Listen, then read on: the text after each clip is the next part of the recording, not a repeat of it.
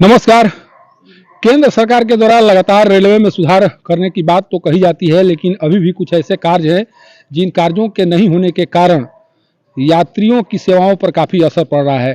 खासकर railway station में ambulance की सेवा नहीं उपलब्ध होने के कारण जो घायल या यात्रा के दौरान जिनकी तबीयत खराब हो जाती है, उन्हें अस्पताल पहुंचाने में काफ़ी परेशानी होती है। सासाराम स्टेशन परिसर में कुछ दिनों से देखा जा रहा है कि लू की समस्या से परेशान कई लोगों की जान चली गई है। कहा तो ये जा रहा है कि अगर सासाराम स्टेशन परिसर में एम्बुलेंस की व्यवस्था होती तो शायद जिन लोगों की मौत हुई है लू लगने के कारण, उनकी मौत नहीं हुई होती। इसी मुद्दे पर बात करने के लिए हमारे साथ अभी कुछ लोग हैं जो पॉलिटिकल पार्टी से भी जुड़े हुए हैं, समाज सेवी भी हैं।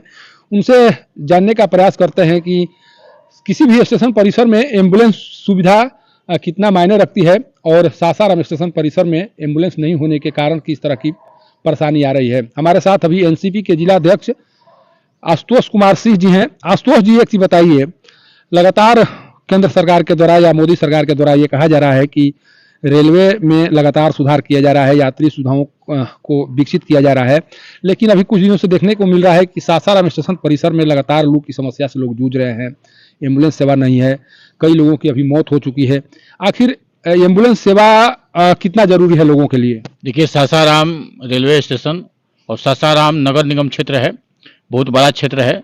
लेकिन ये जो नरेंद्र मोदी जी की जो सरकार है बीजेपी का, ये सिर्फ पैसा बढ़ाने में, लोगों से पैसा हम जितना ऐंठ लें, 10 रुपये का भाड़ा 100 रुपया कर देंगे, स्टेशन का जो होगा टिकट तो कम था, बहुत हो गया अब, लेकिन सुविधा कुछ नहीं। यहाँ रोज गरीब लोग, आम जनता का मृत्यु हो जा रहा है, धूप में छटपटा रहे हैं लोग, कोई दवाई कराने वाला नहीं ले जा रहा है यहाँ स्टेशन से। उसके बाद कोई एम्बुलेंस नहीं है, कोई यहाँ दवाई का, यहाँ हॉस्पिटल होना चाहिए। सासाराम रेलवे जंक्शन है और यहाँ नगर निगम क्षेत्र है, बहुत बड़ा स्टेशन है, और यहाँ कोई भी हॉस्पिटल का व्यवस्था नहीं है, कोई भी यहाँ इलाज नहीं होता है। लोग छटपटा के मर जाते हैं और यहाँ सदर अस्पताल में ले जाते हैं, लोग रास्ते में मर जाते हैं। तो इसलिए पूरा का पूरा व्यवस्था होना चाहिए। और माननीय प्रधानमंत्री नरेंद्र मोदी जी को भाड़ा बढ़ाए हैं तो व्यवस्था भी करें, खाली भाड़ा बढ़ाने से नहीं होगा। अच्छा, आप भी सुनते होंगे कि कई अभी लगातार दो दिनों से मौत हो रही है। परसों भी मौत हुई थी, कल भी मौत हुई है। लगातार जो मौत हो रही है, आपको लगता है कि अगर यहाँ पर एम्बुलेंस सेवा होती तो लोगों की जीवन को बचाया जा सकता था? जी जी बिल्कुल, अगर एम्बुलेंस यहाँ रहती सेवा में स्टेशन सासाराम पर तो जान बचती। यहाँ हॉस्पिटल अगर रहता वहाँ रेलवे स्टेशन पर तो जान बचती। यहाँ कोई भी व्यवस्था नहीं है। देखिए, इनका कहना है कि अगर सासाराम रेलवे स्टेशन परिसर में एम्बुलेंस सेवा होती तो शायद जिन लोगों की जान गई है उनकी जान को बचाया जा सकता था। लेकिन केंद्र सरकार के द्वारा जिन सुविधाओं को बढ़ाने की बात तो कही जा रही है, लेकिन यात्री की सुविधाओं को बढ़ाकर क्या करेंगे जब यात्री की जान को बचाने के लिए जिन सुविधाओं की सख्त जरूरत है उन सुविधाओं को विकसित नहीं किया जा रहा है। हमारे साथ अभी किसान नेता, वरीय समाज सेवी भी मौजूद हैं। इनसे भी सोमनाथ जी हैं, इनसे जानने का प्रयास करेंगे कि सोमनाथ जी, रेलवे में जिस तरह से घटनाएं होती हैं, लोग घायल होते रहते हैं, यात्रा के दौरान तबीयत खराब होती रहती है, इन लोगों के लिए एम्बुलेंस सेवा कितनी जरूर होती है सर? आज आधुनिक युग चल रहा है। पहले लोग जड़ी बूटी की दवा पी करके अपने हाथ पैर टूटता था तो लकड़ी का कमाचा बांधते हैं, लेकिन आज युग आधुनिक हो चुका है। इस परिस्थिति में आज हमारे रेलवे के द्वारा सासाराम जंक्शन पे कोई व्यवस्था नहीं है। जो किसी का हाथ पैर कट जाता है, कोई लू में मर जाता है, उसको तत्काल हॉस्पिटल पहुंचाने के लिए गाड़ी होनी चाहिए, स्वास्थ्य कर्मी वहां मौजूद होना चाहिए।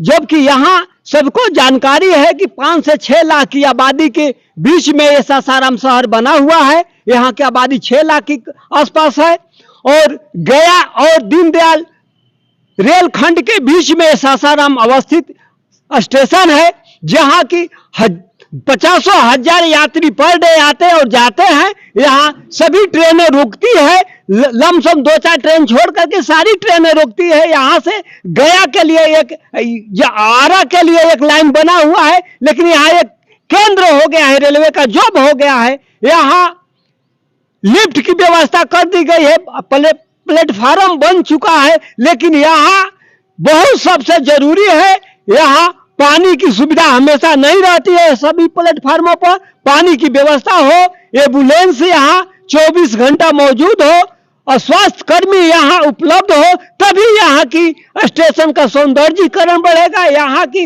यात्रियों की जान बचेगी, यहाँ की सुविधाओं से परिपूर्ण होगा।